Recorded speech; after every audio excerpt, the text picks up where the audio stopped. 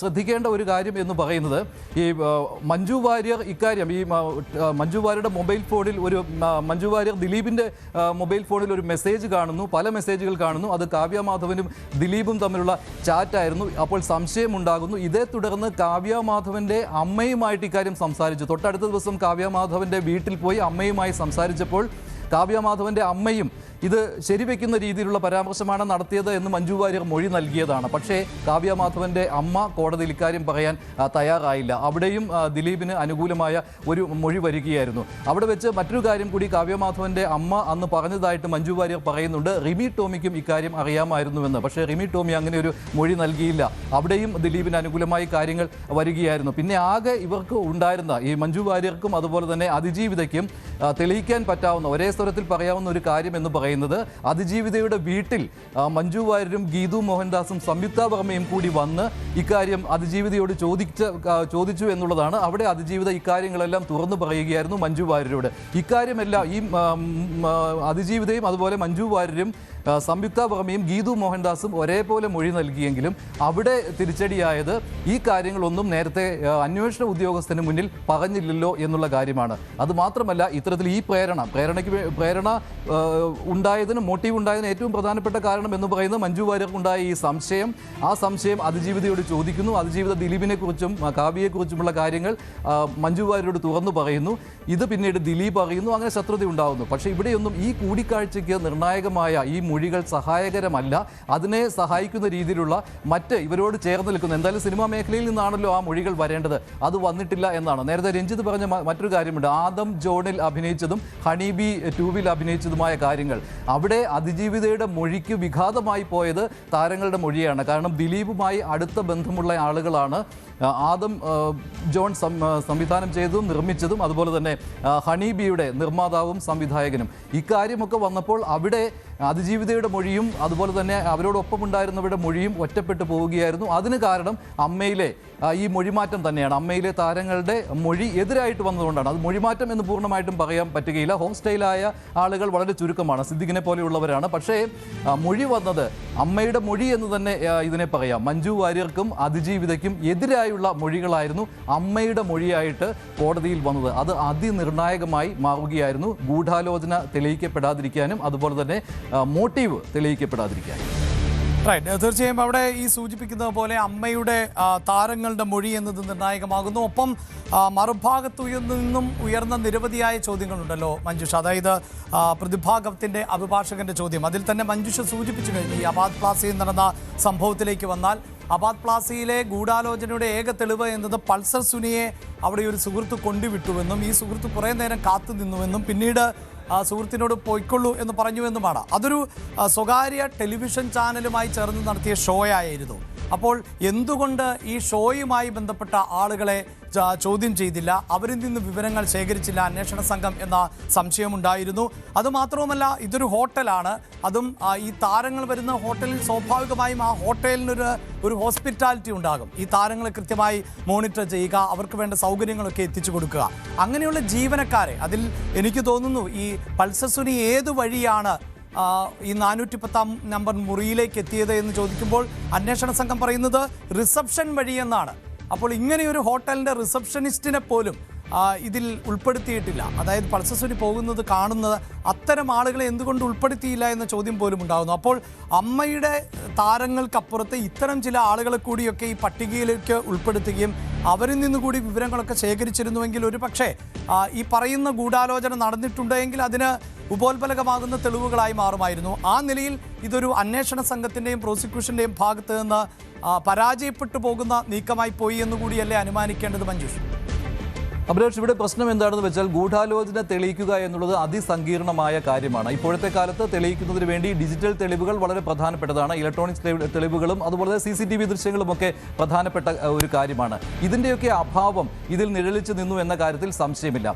ഇതിൽ ഏറ്റവും പ്രധാനപ്പെട്ടത്, ഞാൻ നേരത്തെയും പറഞ്ഞിരുന്നു, അബാദ് പ്ലാസയിലെ 410 നമ്പർ മുറിയിൽ നടത്തി എന്ന് പറയപ്പെടുന്ന ഗൂഢാലോചനയാണ്. ദിലീപും പൾസർ സുനിയും ചേർന്ന് 1.5 കോടിയുടെ കൊട്ടേഷൻ ഉറപ്പിച്ച അതിനിർണായകമായ ഗൂഢാലോചന. അവിടെ വെച്ച് വെച്ച് തന്നെയാണ് 2013 മാർച്ച് അവസാനവും ഏപ്രിൽ ആദ്യ വാരവുമായിട്ടാണ് ഇത് നടന്നത്. മഴവില്ലഴകിൽ അമ്മ എന്നുള്ള സ്റ്റേജ് ഷോയുടെ റിഹേഴ്സൽ ക്യാമ്പ്, അവിടെ ഒട്ടുമിക്ക താരങ്ങളും ഉണ്ടായിരുന്നു. അവിടെയാണ് പൾസർ സുനി വന്നതായിട്ട് പറയപ്പെടുന്നത്. ഇവിടുത്തെ പ്രശ്നം എന്താണെന്ന് വെച്ചാൽ ഇവിടെ രണ്ട് കാര്യങ്ങളാണ് സംഭവിച്ചത്. അവിടെ മോട്ടീവിലേക്ക് നയിക്കുന്ന കാര്യവും സംഭവിച്ചു, അതുപോലെ തന്നെ ഗൂഢാലോചനയും സംഭവിച്ചു. അവിടെ പെട്ടെന്ന് ദിലീപ് ഇങ്ങനെ നടിക്കെതിരെ പ്രകോപിതനായി മാറുന്നു. കാവ്യ മാധവൻ അവിടെ വെച്ച് കരയുന്നു. അവിടെ സിദ്ദിഖ് ഇടപെടുന്നു, താക്കീത് ചെയ്യുന്നു അതിജീവിതയെ.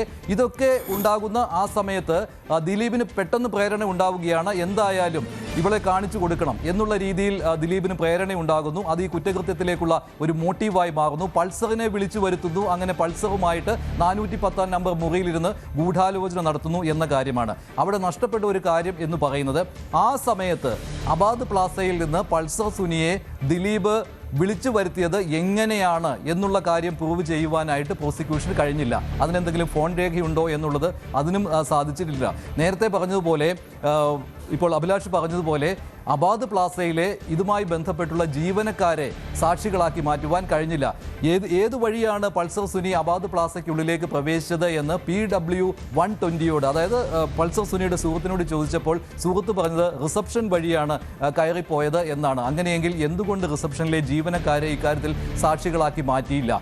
ഇങ്ങനെയുള്ള അതിനിർണായകമായ ചോദ്യങ്ങൾ വന്നു. പക്ഷേ അവിടെ സ്വാഭാവികമാണ്, നേരത്തെ ഈ അമ്മയിലെ താരങ്ങൾ ഏത് രീതിയിലായിരിക്കും മൊഴി നൽകുക എന്നുള്ളത്. ദിലീപിന് അനുകൂലമാണ്, അതിജീവിതയ്ക്കൊപ്പം എന്നൊക്കെ അമ്മയിലെ താരങ്ങൾ പറഞ്ഞാലും അമ്മ പറഞ്ഞാലും ഒക്കെ ഇവരെല്ലാം ദിലീപുമായി വളരെ അടുത്ത ബന്ധം സൂക്ഷിക്കുന്നവരാണ്. അവരൊക്കെ അതേ രീതിയിൽ തന്നെ മൊഴിയും നൽകി. അങ്ങനെ ഒരു സംഭവം അവിടെ ഉണ്ടായിട്ടില്ല. മാത്രമല്ല സുനിക്ക് അവിടെ വരുവാനുള്ള സാഹചര്യം ഉണ്ടായിരുന്നില്ല എന്ന്. പിന്നെ മറ്റൊരു കാര്യം കൂടി, അബാദ് പ്ലാസയിലെ ഈ ഗൂഢാലോചനയുമായി ബന്ധപ്പെട്ടുള്ള കാര്യം തെളിയിക്കുന്നതിൽ പ്രോസിക്യൂഷൻ പരാജയപ്പെടാൻ ഇടയായത് അത് കോടതി തന്നെ ചൂണ്ടിക്കാണിച്ച കാര്യമാണ്. തെളിവ് നിയമം അനുസരിച്ചുള്ള തെളിവെടുപ്പ്, അതായത് ദിലീപിനെ അറസ്റ്റ് ചെയ്ത് പിറ്റേ ദിവസം കോടതി റിമാൻഡ് ചെയ്ത് റിമാൻഡ് റിപ്പോർട്ടും നൽകി. അതിൻ്റെ പിറ്റേ ദിവസമാണ് അബാദ് പ്ലാസയിലേക്ക് തെളിവെടുപ്പിനായി കൊണ്ടുവന്നത്. അവിടെ ദിലീപിൻ്റെ കുറ്റസമ്മത മൊഴി എന്ന രീതിയിലാണല്ലോ പോലീസ് അവതരിപ്പിക്കുന്നത്. പക്ഷേ അത് പ്രകാരം, കുറ്റസമ്മത മൊഴി പ്രകാരം 410 നമ്പർ റൂമിലാണ് ഇങ്ങനെ ഗൂഢാലോചന നടന്നത്. എന്നെ അവിടെ കൊണ്ടുപോയാൽ ഞാൻ ആ മുറി കാണിച്ചു തരാം എന്ന് ദിലീപ് പറഞ്ഞതായാണ്. അങ്ങനെ പിറ്റേ ദിവസം ദിലീപുമായിട്ട് അബാദ് പ്ലാസയിലേക്ക് വരികയാണ് തെളിവെടുപ്പിനായി അന്വേഷണ സംഘം. പക്ഷേ അവിടെ ചില വീഡിയോ ദൃശ്യങ്ങൾ, ചാനലുകളുടെ വീഡിയോ ദൃശ്യങ്ങൾ പോലും ദിലീപിൻ്റെ അഭിഭാഷകൻ ആയുധമാക്കുകയുണ്ടായി. അവിടെ കാണുന്ന, അന്ന് ദിലീപ് പറഞ്ഞ ഒരു പരാമർശം അത് അഭിലാഷും ഓർക്കുന്നുണ്ടാവും. അന്ന് ചാനലുകൾ ഈ ദൃശ്യങ്ങൾ പകർത്തുന്ന സമയത്ത് അവിടെ നിന്ന് ചാനൽ റിപ്പോർട്ടർമാർ സംസാരിക്കുന്ന സമയത്ത് ദിലീപ് പറയുന്നുണ്ടായിരുന്നു അന്വേഷണ ഉദ്യോഗസ്ഥന്മാർക്ക് ഒപ്പം നിന്നുകൊണ്ട്, അറിയാത്ത കാര്യങ്ങൾ ചേട്ടാ വെറുതെ പറയരുത് കേട്ടോ എന്ന്. അതായത് 410 നമ്പർ മുറിയിൽ ദിലീപ് വന്നു, അവിടെ എവിടെ വെച്ചാണ് ഗൂഢാലോചന നടന്നത്, എവിടെയാണ് ഇരുന്നത് തുടങ്ങിയ കാര്യങ്ങൾ കാണിച്ചു കൊടുത്തു എന്ന് ദിലീപ് കാണിച്ചു കൊടുത്തു എന്നൊക്കെയുള്ള റിപ്പോർട്ടുകൾ വന്നപ്പോഴായിരുന്നു ദിലീപ് ആ പരാമർശം നടത്തിയത്. ഇതുപോലും കോടതിയിൽ വരികയുണ്ടായി. മാത്രമല്ല ആ ദൃശ്യത്തിൽ 410 നമ്പർ മുറി തുറന്നിട്ടിരിക്കുകയായിരുന്നു. അതായത് ദിലീപിനെ അവിടെ കൊണ്ടുവരുന്നതിന് മുൻപ് തന്നെ 410 നമ്പർ മുറി തുറന്നിട്ടു. പക്ഷേ അവിടെ അന്വേഷണ ഉദ്യോഗസ്ഥർ രേഖപ്പെടുത്തിയത് ദിലീപ് 410 നമ്പർ മുറി കാണിച്ചു തന്നു, അത് തുറന്ന് പരിശോധിച്ചു എന്നാണ്.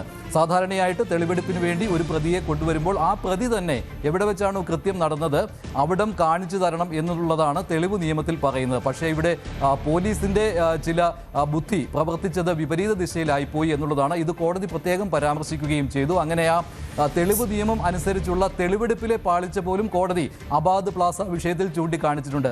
അബാദ് പ്ലാസയിലെ ഗൂഢാലോചന എന്ന് പറയുന്നത് നിസാരമല്ല, അവിടെ വെച്ച് കൊട്ടേഷൻ ഉറപ്പിച്ചു എന്നുള്ളതായിരുന്നു പ്രോസിക്യൂഷന്റെ വാദം. അത് പൊളിയുന്നതിന് ഇത് കാരണമാവുകയും ചെയ്തു. പിന്നെയുള്ളത് ഈ പറഞ്ഞതുപോലെ അവിടെ അബാദ് പ്ലാസയിൽ ഇങ്ങനെ പൾസർ സുനിയും ദിലീപും തമ്മിൽ 2013 മാർച്ച് അവസാനമോ ഏപ്രിൽ ആദ്യമോ ഗൂഢാലോചന നടത്തിയതിനോ അല്ലെങ്കിൽ കൂടിക്കാഴ്ച നടത്തിയതിനോ കണ്ടതിനോ പോലും തെളിവില്ല എന്നാണ്. അവസാനം കോടതി പറയുന്ന കാര്യം എന്ന് പറയുന്നത്, ഇനി പൾസർ സുനി അവിടെ വന്നു എന്ന് വിചാരിച്ചാൽ കൂടി, അതായത് സുഹൃത്തിന്റെ മൊഴി വിശ്വാസത്തിൽ എടുത്തു എന്ന് കരുതുക, പക്ഷേ പൾസർ സുനിയും ദിലീപുമായി കണ്ടതിനും ഈ പൾസർ സുനി ദിലീപിനെ കാണാനാണ് വന്നത്, ഇനി അങ്ങനെ വേണമെങ്കിൽ വിചാരിക്കും, ഇനി ദിലീപിൽ നിന്ന് ടിക്കറ്റ് വാങ്ങാനാണ്, ഈ പാസ് വാങ്ങാനാണ് വന്നത് എന്ന് കരുതിയാൽ പോലും ഇവർ തമ്മിൽ കണ്ടതിനോ ഇവർ തമ്മിൽ സംസാരിച്ചതിനോ ഒരേ റൂമിൽ, റൂമിൻ്റെ പേരുമുണ്ടല്ലോ 410 നമ്പർ റൂം, അവിടെ ഇരുന്ന് ഇത്തരത്തിൽ ഗൂഢാലോചന നടത്തിയതിനോ കൊട്ടേഷൻ ഉറപ്പിച്ചതിനോ എന്ത് തെളിവാണ് എന്ന ചോദ്യത്തിന് അവിടെയാണ് പ്രോസിക്യൂഷൻ പരാജയപ്പെട്ടത്. അവിടെ ഒരു മൊഴിയും അമ്മയുടെ താരങ്ങളുടെ ഭാഗത്ത് നിന്ന് ഉണ്ടായതുമില്ല. അഭിലാഷ്.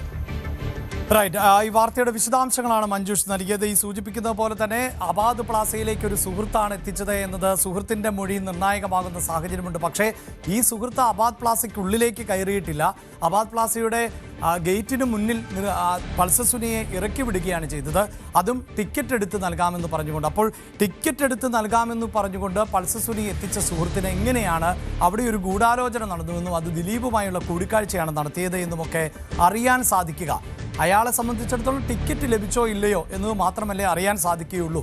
ഇങ്ങനെ ഒരു ഗൂഢാലോചനയ്ക്ക് വേണ്ടിയാണ് എത്തിയത് എന്നൊക്കെ അറിയാൻ സാധിക്കുമോ എന്ന ചോദ്യം കോടതി ഉന്നയിക്കുന്നു. ഒപ്പം ഈ സൂചിപ്പിക്കുന്നത് പോലെ അമ്മയിലെ താരങ്ങൾക്ക് വളരെ കൃത്യമായി ദിലീപുമായി ബന്ധമുണ്ട്, ദിലീപിന് കൂടി അവരുടെ ഭാഗമാണ് എന്നുള്ള ബോധ്യമൊക്കെ അന്വേഷണ സംഘത്തിനും ഉണ്ടാകേണ്ടതായിരുന്നു. അവിടെയാണ് അന്വേഷണ സംഘം കുറച്ചുകൂടി ശക്തമായ ഈ സൂചിപ്പിക്കുന്നത് പോലെ സുഹൃത്ത് തന്നെ പറഞ്ഞത് റിസപ്ഷൻ വഴിയാണ് കയറിപ്പോയത് എങ്കിൽ അന്ന് റിസപ്ഷനിലെ ജീവനക്കാർ ആരൊക്കെയായിരുന്നു, അവരെ അടക്കം എന്തുകൊണ്ട് വിശദമായി ചോദ്യം ചെയ്തില്ല എന്നതുൾപ്പെടെയുള്ള കാര്യങ്ങൾ സംശയാസ്പദമാകുന്നത്. അല്ലെങ്കിൽ ഈ ഷോയുടെ കോർഡിനേറ്റർമാർ ആരായിരുന്നു, സംഘാടകർ ആരായിരുന്നു, ഇവരെ കൂടിയൊക്കെ ഇതിൻ്റെ പട്ടികയിലൊക്കെ ഉൾപ്പെടുത്തിയാൽ ഒരു പക്ഷേ ഇതിൽ നിന്ന് വ്യത്യസ്തമായ മൊഴികൾ ലഭിക്കുമായിരുന്നോ നമുക്ക് ഉറപ്പില്ല. പക്ഷേ അങ്ങനെ കൂടിയൊക്കെ ചെയ്യേണ്ടതായിരുന്നു എന്ന് പൊതുവെ നിയമരംഗത്തുള്ള വിദഗ്ധർ സൂചിപ്പിക്കുന്നുണ്ട്.